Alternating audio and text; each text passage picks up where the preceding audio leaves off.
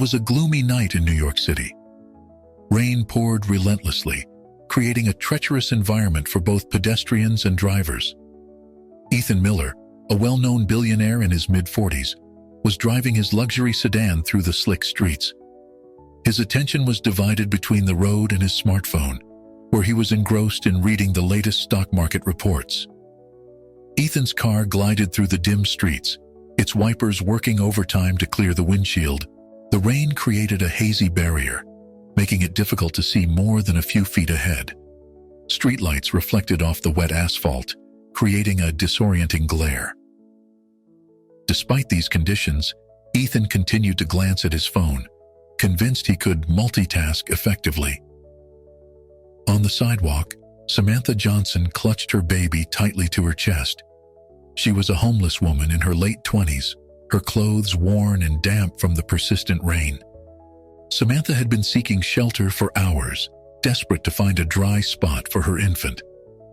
Seeing a potential refuge across the street, she made a split-second decision to cross, not realizing the danger that awaited. As Samantha stepped off the curb, Ethan's eyes were fixed on his phone. By the time he looked up, it was too late. He saw a blurred figure directly in front of his car. Ethan slammed on the brakes, but the wet road offered no traction. The car skidded forward, the tires screeching against the asphalt. The impact was inevitable. Ethan's car struck Samantha, sending her and her baby tumbling onto the hood before they rolled off onto the wet pavement. The sound of the collision was muffled by the rain, but to Ethan, it was deafening.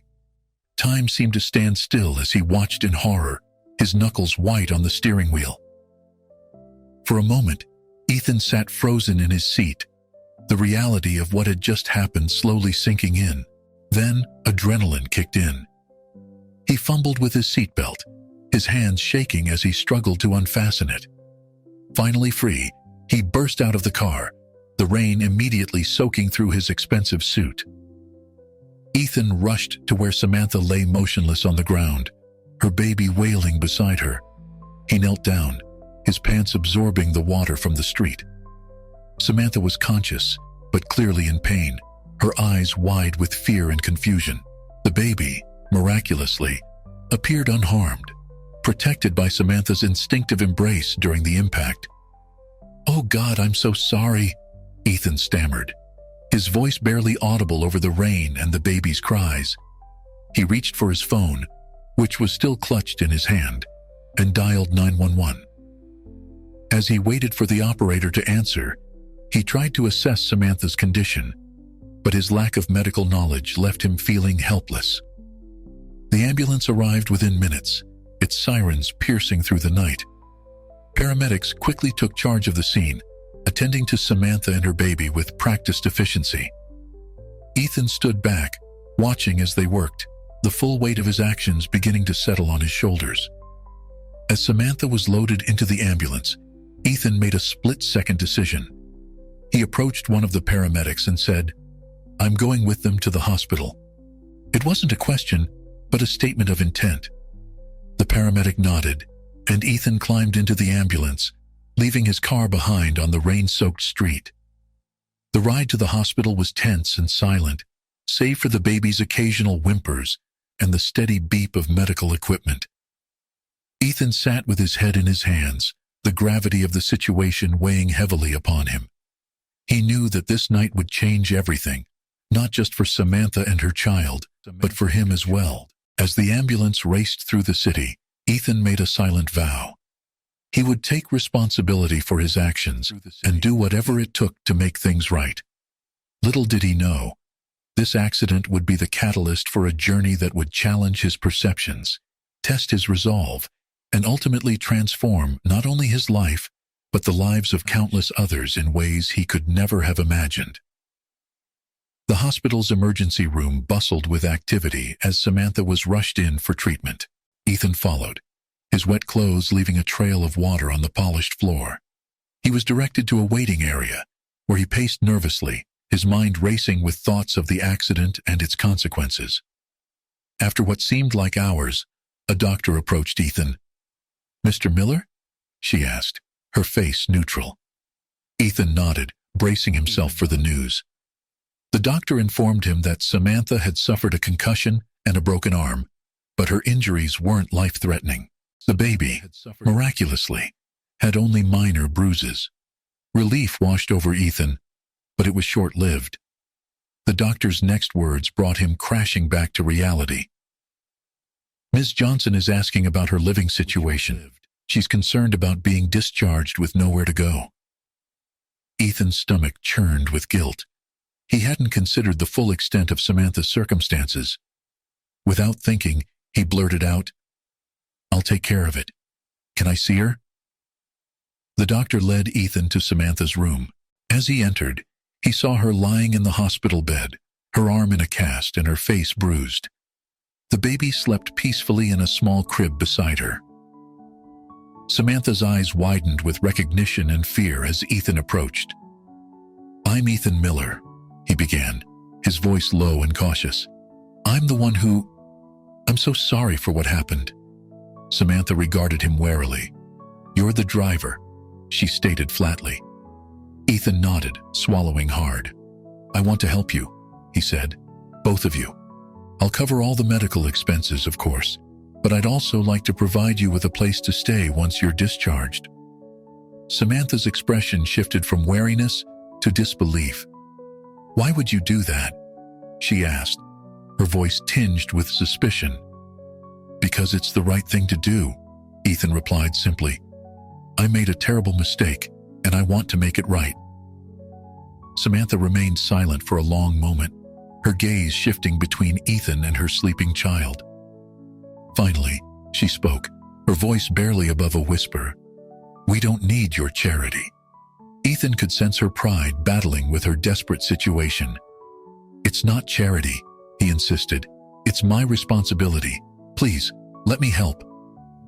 After more discussion and gentle persuasion, Samantha reluctantly agreed to accept Ethan's offer of temporary accommodation.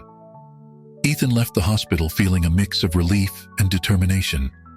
He had taken the first step, but he knew there was much more to be done. The next day, Ethan arranged for Samantha and her baby to be moved to a high-end hotel suite upon their discharge. He hired a team of nurses to assist with their care and made sure they had everything they needed. As he oversaw the arrangements, Ethan couldn't shake the feeling that this was just the beginning of something much bigger. That evening, Ethan met with his longtime friend and business associate Michael at a quiet bar. As they sat in a secluded booth, Ethan recounted the events of the past 2 days. Michael listened intently, his brow furrowed with concern. When Ethan finished, Michael leaned back in his seat. "So, what's your plan now?" he asked. Ethan took a deep breath. "I'm not sure," he admitted. "But I know I can't just write a check and walk away. This feels different." Michael studied his friend closely. "I've known you for years, Ethan. I've never seen you like this. What's really going on?" Ethan struggled to find the words. "When I saw Samantha and her baby in that hospital room, it hit me. All my wealth, all my success. What does it really mean if I can't use it to make a real difference?" Michael nodded slowly, understanding dawning on his face. "You're talking about more than just helping this one family, aren't you?" "I think I am," Ethan replied, a new sense of purpose filling his voice. "I want to do something meaningful, something that could change lives, not just for Samantha and her child, but for others like them." As the conversation continued late into the night, Ethan's vision began to take shape. He talked about creating a sanctuary for homeless families, a place that would provide not just shelter, but opportunities for education, job training, and personal growth. Michael listened, offering advice and asking tough questions. By the time they left the bar, Ethan's mind was made up. He would use his resources and influence to create something unprecedented, a haven that would challenge society's perceptions of wealth, poverty, and social responsibility. As Ethan drove home that night, he felt a sense of clarity and purpose he hadn't experienced in years. The accident that had seemed like a disaster was transforming into an opportunity, a chance to redefine his life's work and leave a lasting impact on the world. Little did Ethan know that this decision would set in motion a series of events that would test his resolve, challenge his beliefs, and ultimately lead to a transformation far beyond anything he could have imagined. In the weeks following his decision, Ethan threw himself into researching homelessness and innovative solutions. He spent hours poring over reports, consulting with experts, and visiting existing shelters. The more he learned, the more convinced he became that a new approach was needed. One morning, Ethan called a meeting with his executive team. As they gathered in the sleek conference room of his company's headquarters, he could sense their curiosity and apprehension.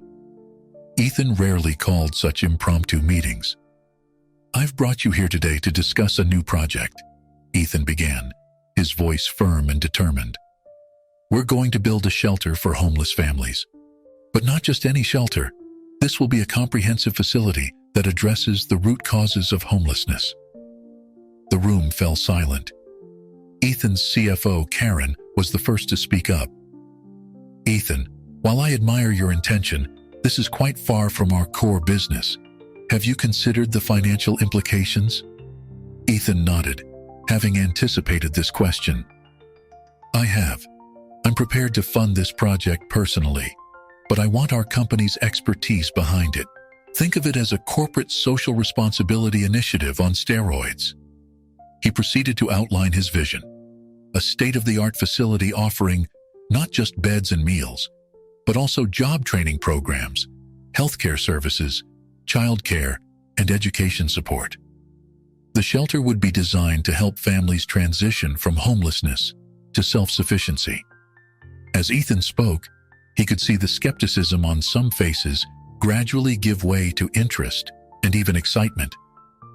His COO, James, leaned forward. "This is ambitious, Ethan, but if we pull it off, it could revolutionize how we approach homelessness." The meeting lasted for hours as they debated logistics, budgets, and potential challenges.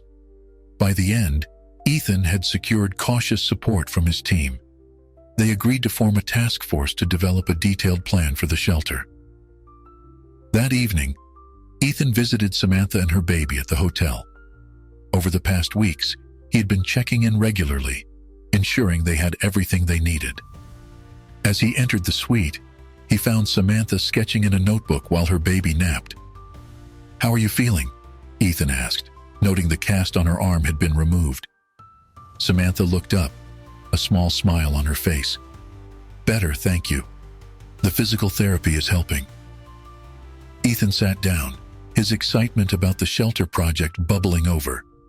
"I wanted to share something with you," he said, and began to explain his idea for the shelter. As he spoke, Samantha's expression changed from polite interest to genuine engagement. When Ethan finished, she was quiet for a moment before speaking. "It sounds amazing, but why are you doing this?" Ethan considered her question carefully. "Because of you," he said finally. "Meeting you and your baby, seeing your struggle, it made me realize I have the power to do more, to be more." Samantha's eyes welled with tears. "I never thought our accident would lead to this," she said softly. Encouraged by her response, Ethan continued, "Actually, I was hoping you might be willing to help. Your perspective would be invaluable in making sure we create something that truly meets the needs of the people we're trying to help." Samantha hesitated, then nodded slowly. "I'd like that," she said. "It's been a long time since I felt like I had something meaningful to contribute." As they continued to talk, Samantha revealed more about her past.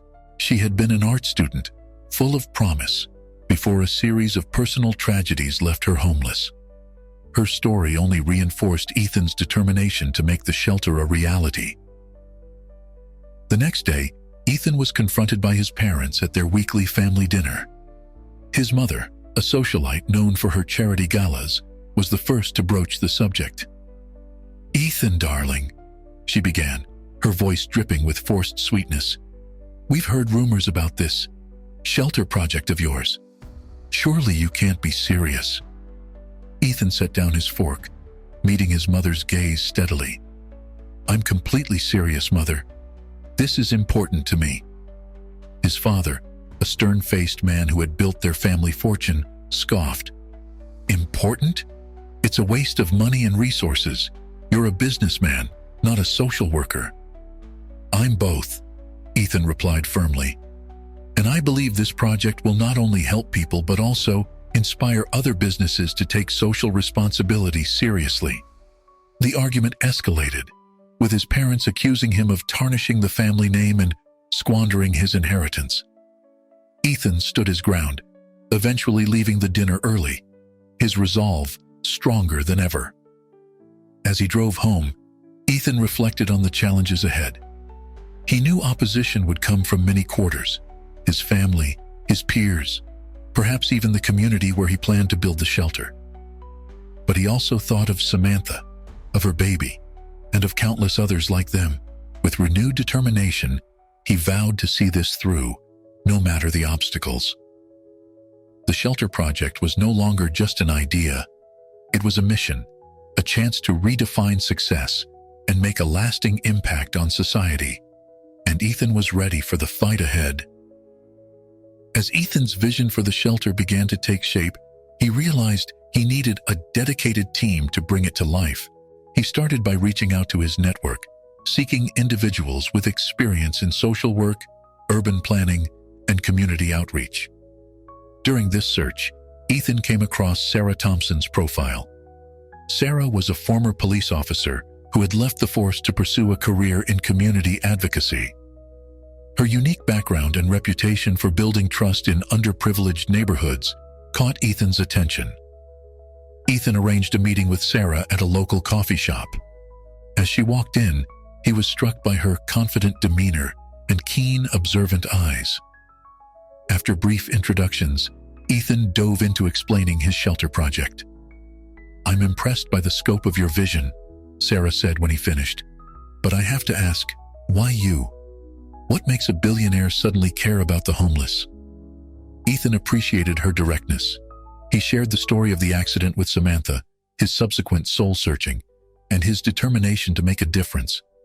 As he spoke, he could see Sarah's skepticism gradually soften. "All right," Sarah said after a long pause. "I'm interested. But I need to know that this isn't just some vanity project for you. These are real lives we'd be dealing with." Ethan nodded solemnly. "I understand. That's exactly why I want you on board. Your experience and perspective are crucial to making this work." After further discussion, Sarah agreed to join the project as the head of community relations and security planning. Her first suggestion was to involve Samantha more deeply in the planning process. "If we're serious about creating something that truly serves the community, we need input from people who've lived the experience," Sarah explained. Ethan agreed, and together they approached Samantha with the idea of joining the team as a consultant. Samantha was hesitant at first, doubting her qualifications, but Sarah's encouragement and Ethan's assurance of the value of her perspective eventually convinced her. As the core team began to work together, a dynamic started to form. Ethan brought his business acumen and resources.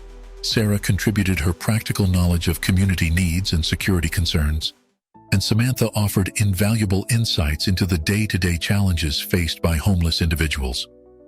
One afternoon, as they were discussing the shelter's design, Samantha suggested incorporating an art therapy program.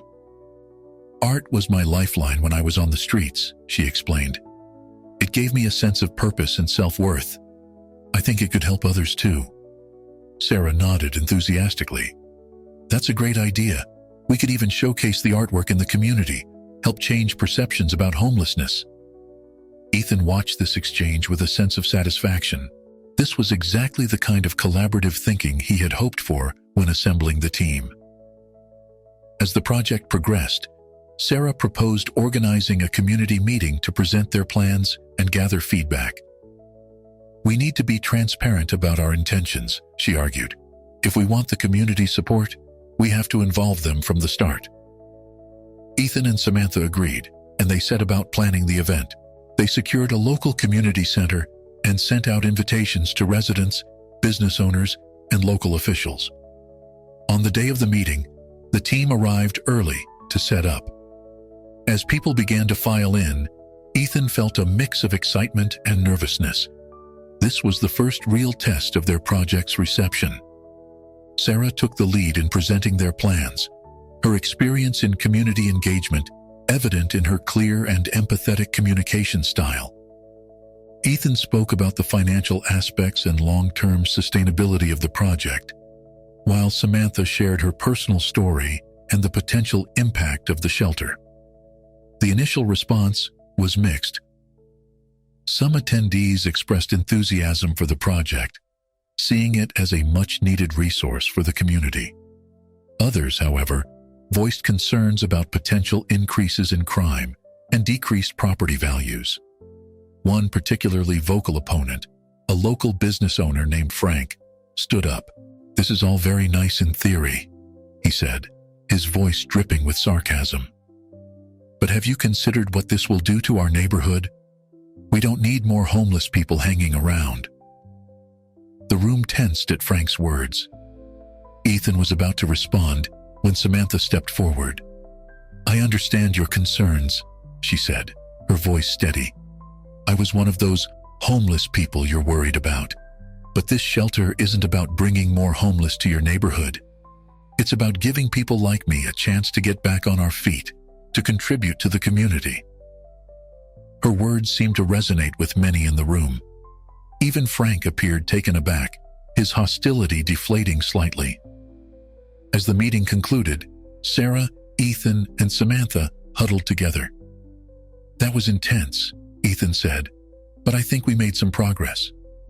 Sarah nodded. "We've got a long way to go, but this is a start. We've planted the seed. Now we need to nurture it."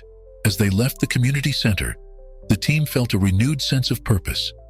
They had faced their first real challenge together and come out stronger. The road ahead would be difficult, but they were ready to face it as a united front.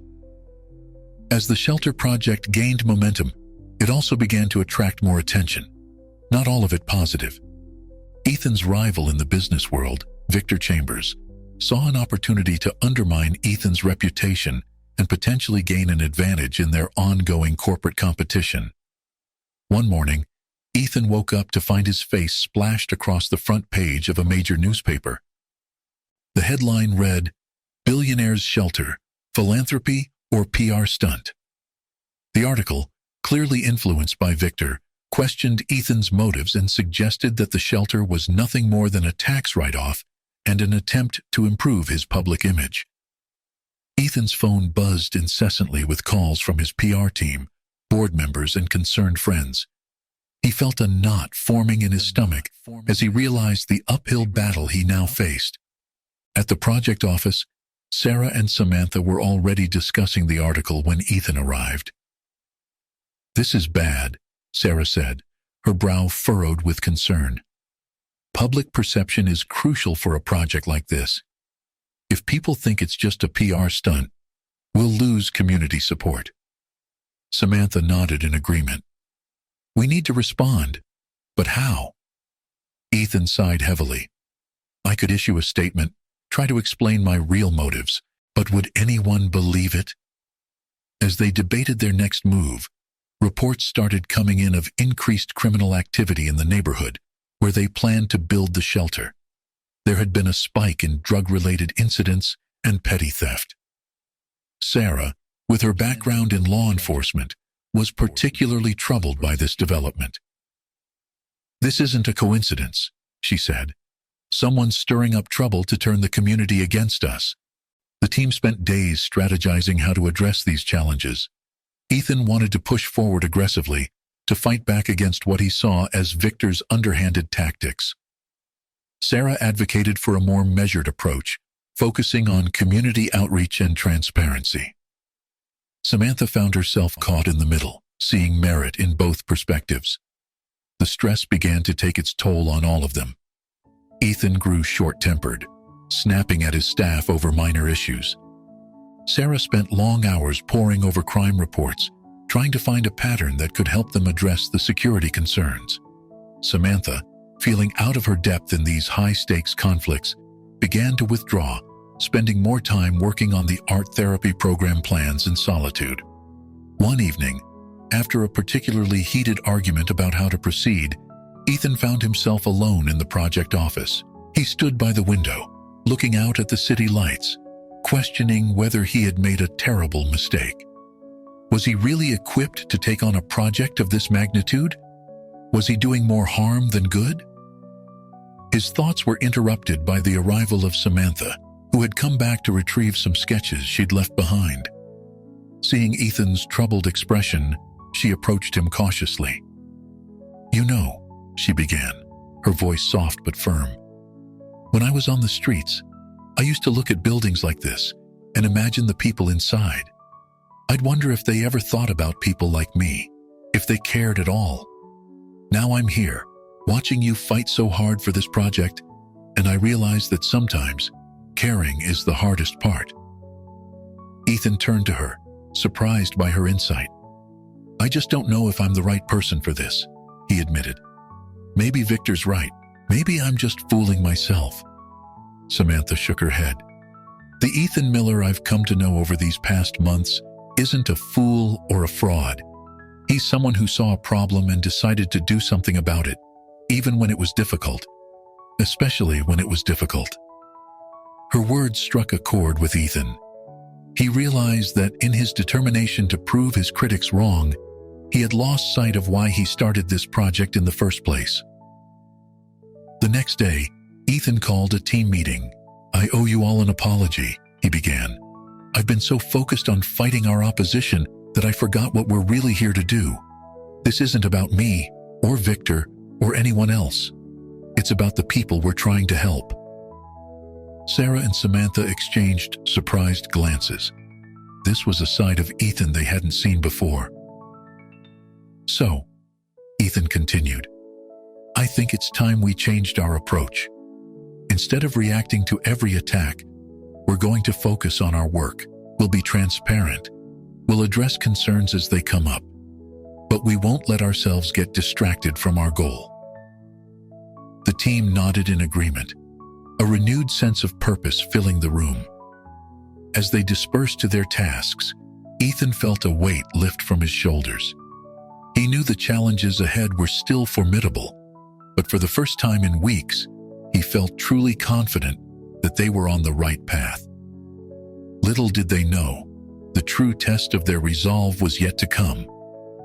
The conflicts they had faced so far were just the beginning, and the coming weeks would push them to their limits in ways they couldn't have imagined.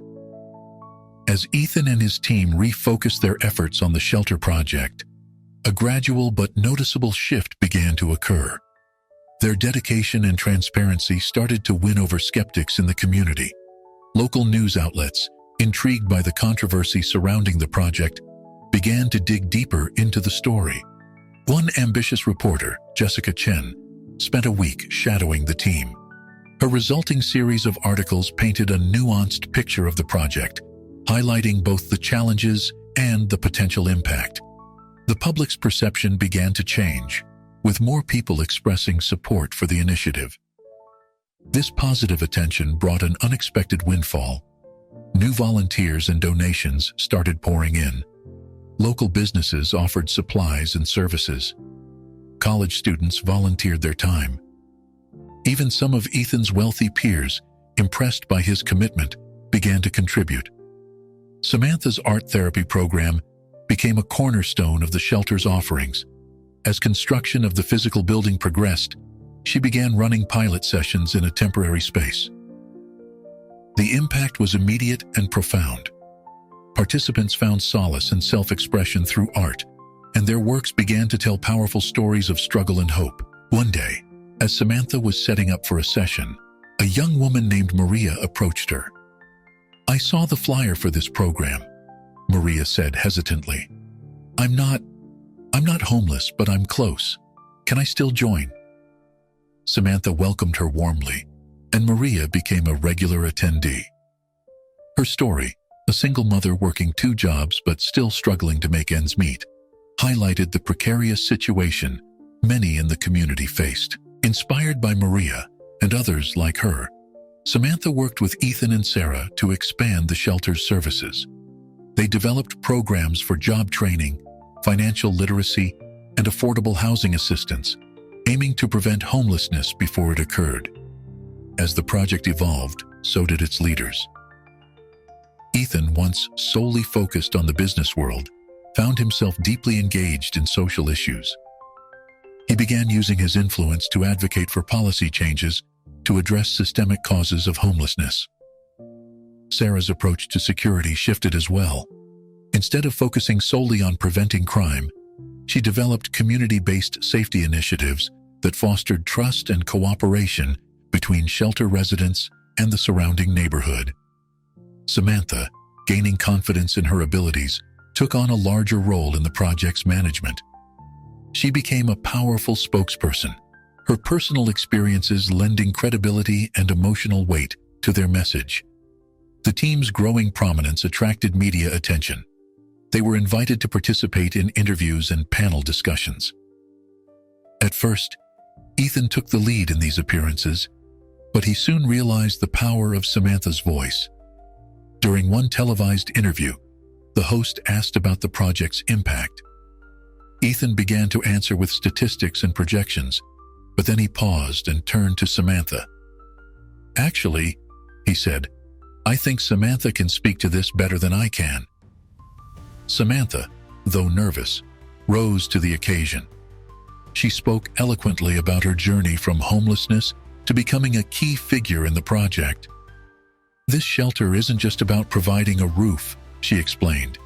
"It's about restoring dignity, about giving people the tools and the confidence to rebuild their lives." Her words resonated deeply with viewers. Social media buzzed with clips from the interview, and donations to the project spiked.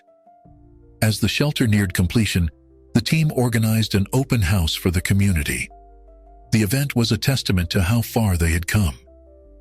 The modern, welcoming facility was a far cry from traditional shelters. Art created by program participants adorned the walls. Stations were set up to showcase the various services offered. Local officials, once skeptical, now praised the initiative. Even Frank, the business owner who had been so vocal in his opposition at the first community meeting, approached Ethan during the event. "I've got to hand it to you," Frank said, shaking Ethan's hand. "I thought this would be a disaster for the neighborhood, but I was wrong. You're really making a difference here." As Ethan looked around the room, at Sarah discussing safety measures with community members, at Samantha guiding visitors through an impromptu art session, at former shelter residents now employed as staff, he felt a profound sense of accomplishment. This project had transformed not just the lives of those it served, but also the lives of those who created it. Ethan realized he was no longer the same person who had accidentally hit Samantha that rainy night. He had found a new purpose, a new understanding of his role in the world. As the open house wound down, Ethan gathered his team. "We've come a long way," he said, "but this is just the beginning. We've shown what's possible. Now, let's see how much further we can go." The shelter was no longer just a building or a program. It had become a model for change, a beacon of hope in the community. And for Ethan, Samantha, and Sarah, it was the start of a new chapter in their lives, one filled with purpose, challenge, and the promise of making a real difference in the world. Despite the shelter's initial success and growing community support, new challenges emerged that threatened to unravel everything Ethan, Samantha, and Sarah had built. The first blow came from Ethan's family. His parents, long disapproving of his charitable endeavor, decided to take more drastic action. One evening, as Ethan was leaving the shelter after a long day of work, he received a call from his father. "Ethan," his father's voice was cold and businesslike, "this has gone on long enough. Your mother and I have decided that if you don't abandon this shelter project and return to running the company properly, we'll be forced to cut off your access to the family trust." Ethan was stunned. While he had been using his own money for the shelter, the threat of losing access to the family's vast resources was significant. It could impact not just the shelter, but his other business ventures as well. "You can't be serious," Ethan replied, his voice tight with anger and disbelief. "We're deadly serious," his father retorted. "You have 48 hours to make your decision."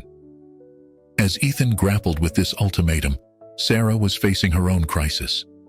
Her law enforcement contacts had alerted her to a disturbing trend. Someone was actively trying to sabotage the shelter from within. Small amounts of drugs had been found on the premises, planted to create the impression that the shelter was fostering criminal activity. False complaints were being filed, and rumors were being spread to discourage people from seeking help at the shelter. Sarah's investigation led her to a startling discovery. The saboteur was connected to Victor Chambers, Ethan's business rival. Victor, it seemed, was still determined to see the shelter project fail. Meanwhile, Samantha faced a ghost from her past. An old acquaintance from her days on the street, a man named Derek, had resurfaced.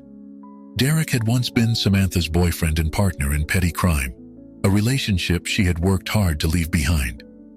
Derek cornered Samantha one day as she was leaving the shelter. "Well, well," he sneered. "Look at you all cleaned up and playing helper. You think you're better than us now?" Samantha stood her ground. "What do you want, Derek?" "I want you to remember where you came from," Derek replied. "You're not cut out for this do-gooder life. You're a street rat, just like me. Always will be." His words shook Samantha more than she cared to admit. She had worked hard to build a new life, but Derek's presence brought back painful memories and self-doubt. As these individual conflicts escalated, they began to affect the team's dynamic. Ethan, preoccupied with his family's ultimatum, became distant and short-tempered. Sarah, consumed by her investigation into the sabotage, grew paranoid and distrustful. Samantha, wrestling with her past, withdrew into herself, spending less time at the shelter and more time alone with her art. The strain began to show in their work. Small disagreements turned into heated arguments. Decision-making became a fraught process, with each team member second-guessing the others. One particularly tense meeting ended with Ethan storming out after a disagreement with Sarah over security measures. As the door slammed behind him, Sarah turned to Samantha. "What's gotten into him lately?" she demanded. Samantha, already on edge from her encounter with Derek, snapped back. "Maybe if you weren't so obsessed with your investigation, you'd notice that we're all struggling here." The outburst left both women shocked and hurt. As they stood in uncomfortable silence, the reality of their situation sank in. The external pressures were tearing their once solid team apart. As news of the internal strife spread, morale at the shelter plummeted. Volunteers began to drop out, and some of the residents started to question whether they should look for help elsewhere. The situation came to a head one rainy evening, eerily reminiscent of the night Ethan had first encountered Samantha. The team had gathered for an emergency meeting to address the growing crisis. As they sat around the table, the weight of their challenges hung heavy in the air. Ethan looked at his watch, acutely aware that his 48-hour deadline from his parents was nearly up. Sarah's eyes darted suspiciously around the room, wondering if the saboteur might be among them. Samantha sketched absently on a notepad, Derek's words echoing in her mind. The shelter, which had once been a symbol of hope and transformation, now seemed to be on the brink of collapse. As they faced each other across the table, each of them wondered silently. Had they taken on more than they could handle? Was this the end of their shared dream? Little did they know, this moment of crisis would be the catalyst for their greatest challenge yet, and potentially their most significant triumph. The tension in the emergency meeting was palpable. Ethan, Sarah, and Samantha sat in silence, each wrestling with their own demons. The sound of rain pelting against the windows seemed to underscore the gravity of their situation. Ethan was the first to break the silence. "I have something to tell you both," he began, his voice heavy. He explained his parents' ultimatum, laying bare the financial threat to the shelter. Sarah's eyes widened in disbelief. "Why didn't you tell us sooner?" she demanded. Before Ethan could respond, Sarah launched into her own revelation. She detailed her investigation into the sabotage, her voice growing more heated as she described Victor's involvement. Samantha listened, a sick feeling growing in her stomach. When Sarah finished, Samantha took a deep breath and shared her own struggle, Derek's reappearance and the doubts it had awakened in her. As the truth of their individual battles came to light, a heavy silence fell over the room. The magnitude of their combined challenges seemed insurmountable. Suddenly, a commotion outside broke their contemplation. They rushed to the window to see a group of protesters gathered in front of the shelter, their angry voices audible even through the closed windows. Signs bearing slogans like "No drugs in our neighborhood" and "Shelter brings crime" were visible in the rain-soaked night. "It's all falling apart," Samantha whispered, her voice breaking. As if on cue, Ethan's phone buzzed with a news alert. He read it aloud, his face paling. "Local shelter linked to rising crime rates. Community outrage grows." The fabricated story, clearly planted by Victor's people, was spreading like wildfire across social media. Within minutes, more protesters began to arrive, their angry chants growing louder. Sarah's phone rang. It was the police. There had been reports of a disturbance, and they were on their way. "This is it," Sarah said, her voice tight. "If this escalates, we could lose everything." The three looked at each other, the weight of their failure pressing down on them. Ethan's shoulders slumped as he turned away from the window. "Maybe my parents were right," he said quietly. "Maybe I was fooling myself, thinking I could make a difference." Sarah shook her head, her earlier anger replaced by defeat. "I should have seen this coming. I'm supposed to protect this place, and I failed." Samantha remained silent, her gaze fixed on the growing crowd outside. In that moment of crisis, with everything they had worked for on the brink of collapse, an unexpected voice cut through the tension. "Excuse me," came a timid voice from the doorway. They turned to see Maria, the young mother who had been one of the first participants in Samantha's art therapy program. She stood there, clutching a piece of paper, her eyes wide with concern. "I'm sorry to interrupt," Maria continued, her voice gaining strength, "but I saw the protesters outside, and I couldn't just stand by. I wanted to show you something." She held up the paper. It was a drawing she had made in one of Samantha's classes. The image showed a group of diverse people standing together, surrounded by the shelter's walls. At the top, in colorful letters, were the words, "My new family." "This shelter, this program, it saved my life," Maria said, her eyes brimming with tears. "It gave me hope when I had none, and I know I'm not the only one. There are dozens of us out there who want to tell our stories, who want to fight for this place." Her words hung in the air, a powerful reminder of why they had started this journey in the first place. Ethan, Sarah, and Samantha looked at each other, a spark of their old determination reigniting. Samantha was the first to move. She walked over to Maria and hugged her tightly. "Thank you," she whispered. "Thank you for reminding us what really matters." Ethan's phone buzzed again. Another hour had passed, bringing him closer to his parents' deadline. But as he looked at Maria's drawing, he felt a renewed sense of purpose. The money, the family name, none of it mattered compared to the lives they were changing. Sarah, inspired by Maria's courage, began formulating a plan. "We need to get ahead of this," she said, her strategic mind kicking into gear. "We need to show the community the real impact of this shelter." As they huddled together, brainstorming ways to turn this crisis into an opportunity, the sound of sirens approached. The police had arrived, and with them, the moment that would define the future of the shelter. The team shared a look of determination. They had come too far to give up now. Whatever challenges lay ahead, they would face them together. The crisis had brought them to the brink, but it had also reminded them of the power of their shared vision. As they prepared to face the chaos outside, they knew that this night would either be the end of their dream or the beginning of something even greater than they had imagined. As the police sirens grew louder, Ethan, Sarah, and Samantha knew they had to act fast. Inspired by Maria's reminder of their mission, they quickly formulated a plan. "We need to show the real face of this shelter," Ethan said, his voice filled with renewed determination. Not the lies being spread, but the actual lives were changing. Sarah nodded in agreement. "I'll talk to the police. Try to keep things calm outside.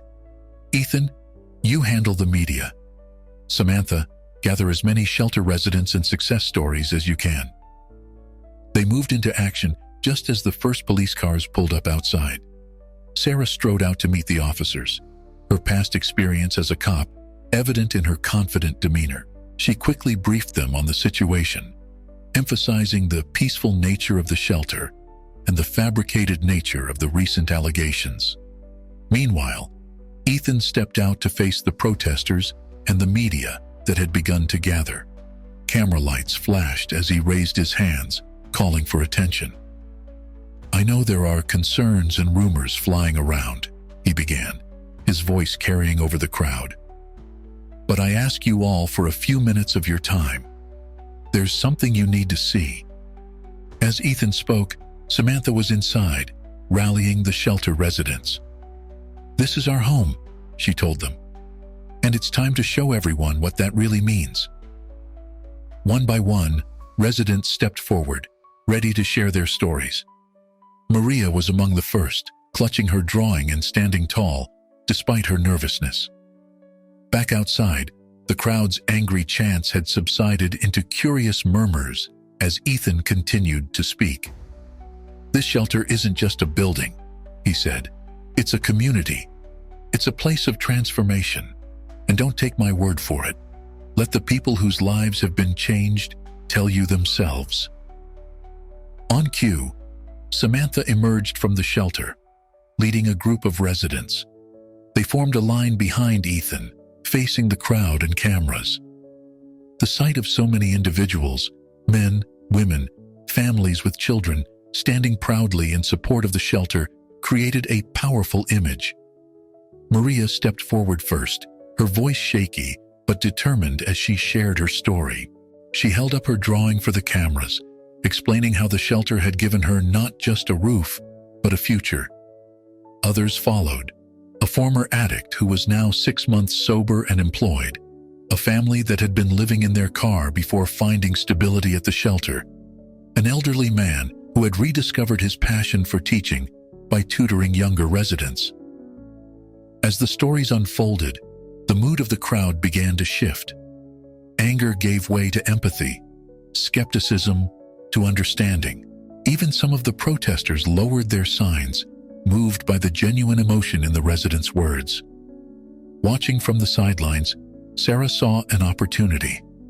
She approached Frank, the business owner who had once been their vocal opponent, but had come around to support the shelter. "Frank," she said urgently, "we need your help. Can you speak about how the shelter has impacted the neighborhood?" Frank nodded, stepping forward to take the microphone from Ethan. "I'll admit, I was wrong about this place," he said, his gruff voice carrying across the now quiet crowd. "I thought it would bring trouble, but it's brought nothing but positive change. My business is doing better than ever, and I sleep better at night knowing my community is taking care of its own." As Frank spoke, Ethan's phone buzzed in his pocket. It was a text from his father. "We saw the news. We need to talk." Ethan allowed himself a small smile. The tide was turning. The media, sensing a shift in the story, began asking different questions. Instead of focusing on the allegations of crime, they wanted to know more about the shelter's programs, its success rates, its plans for the future. Samantha found herself in front of a camera, passionately describing the art therapy program and its impact. As she spoke, she caught sight of a familiar face in the crowd, Derek. He stood at the back, his expression unreadable.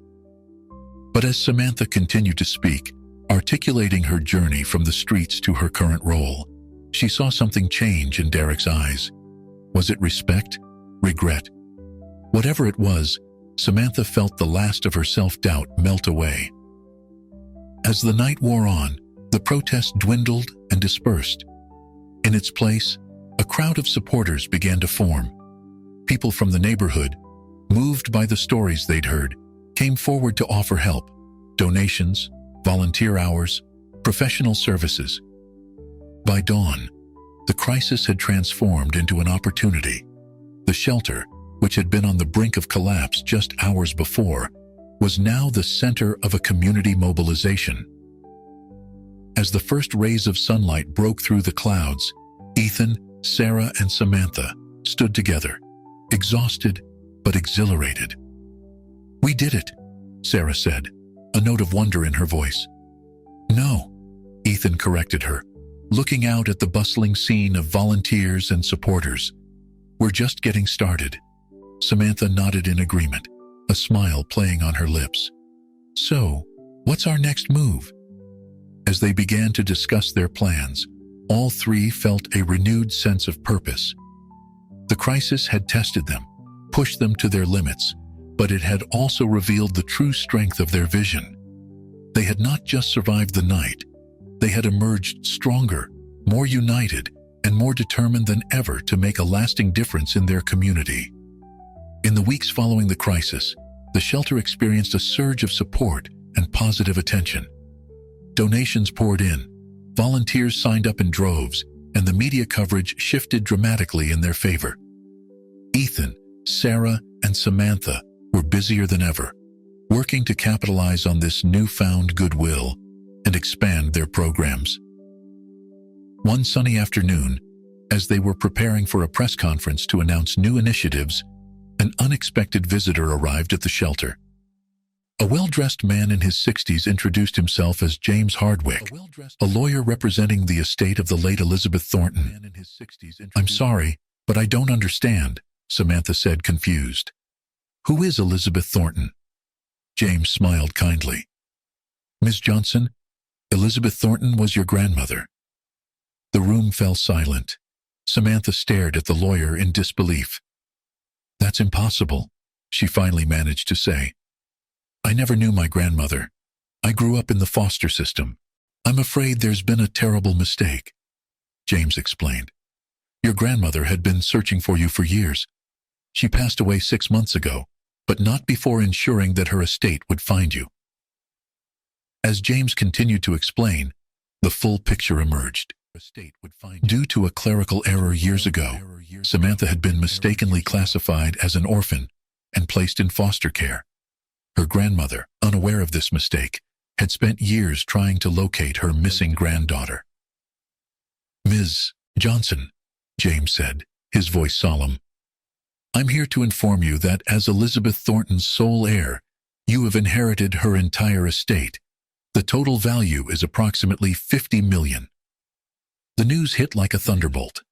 Ethan and Sarah watched in stunned silence as Samantha tried to process this life-altering information. This can't be real," Samantha whispered, her hands shaking.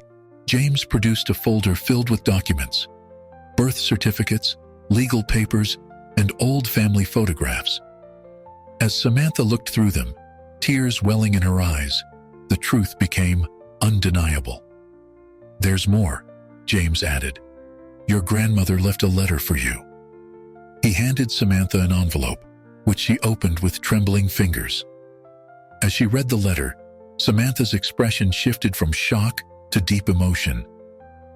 Her grandmother's words spoke of love, regret for the years lost, and hope that Samantha would use her inheritance to make a difference in the world. The implications of this revelation were enormous. Samantha, who had once been homeless, was now a wealthy woman. The dynamic of the team and the shelter project had suddenly, dramatically changed. As the initial shock wore off, the team gathered to discuss what this meant for their future. Ethan was the first to break the silence. "Samantha," he said carefully, "this is incredible news, but I want you to know that it doesn't change anything about your place here. This project is as much yours as it is mine or Sarah's." Sarah nodded in agreement. "We're a team. Your newfound wealth doesn't change that." Samantha looked at her friends, tears in her eyes. "Thank you," she said. "But this does change things. It changes everything, in the best possible way." Over the next few hours, as they postponed the press conference to deal with this new development, Samantha shared her vision. She wanted to use her inheritance to expand their work, to create a network of shelters and support programs across the city, even the country. "My grandmother's letter said she hoped I'd make a difference," Samantha explained. "This is how I want to honor her memory, by taking what we've built here and making it bigger than we ever imagined." Ethan and Sarah listened, their excitement growing with each idea Samantha proposed. They began to plan. Their collective experience, Ethan's business acumen, Sarah's community knowledge, and Samantha's first-hand understanding of homelessness, combining with this unexpected windfall to create a powerful force for change. As word of Samantha's inheritance spread, it added a new layer to their story. The media latched onto the rags to riches narrative, but Samantha was quick to redirect the focus to their mission. In interviews, she emphasized how her experiences, both in homelessness and now in wealth, had shown her the arbitrary nature of financial status. "Money doesn't define a person's worth," she would say. "What defines us is how we treat each other, how we build our communities." The shelter, once a small local project, was now poised to become a model for a new approach to addressing homelessness and poverty. Samantha's inheritance provided not just financial resources, but also a powerful story that captured people's imaginations and opened doors that had previously been closed. Ethan found that his parents, impressed by the project's success and the positive publicity, withdrew their ultimatum. Victor Chambers, seeing the tide of public opinion, quietly ceased his opposition. As they prepared to announce their expanded plans to the public, Ethan, Sarah, and Samantha took a moment to reflect on their journey. From a chance accident on a rainy night to this moment of transformative possibility, they had come further than any of them could have imagined. "Ready to change the world?" Ethan asked, a smile on his face. Sarah and Samantha nodded, their eyes shining with determination and hope. As they stepped out to face the cameras and share their vision for the future, they knew that this was more than just a plot twist in their story. It was the beginning of a new chapter, not just for them, but for countless others whose lives they were now poised to touch. The shelter, born from an accident and built through struggle and determination, was about to become a beacon of hope on a scale they had never dreamed possible.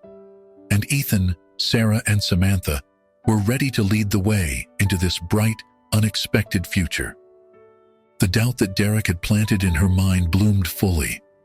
Perhaps she didn't belong here after all. Perhaps she was, as Derek said, just playing at being something she wasn't. As the situation outside deteriorated, the team's resolve crumbled. Ethan paced the room, muttering about damage control and PR strategies. Sarah was on the phone with her police contacts, trying to mitigate the potential fallout. Samantha stood frozen, overwhelmed by the chaos.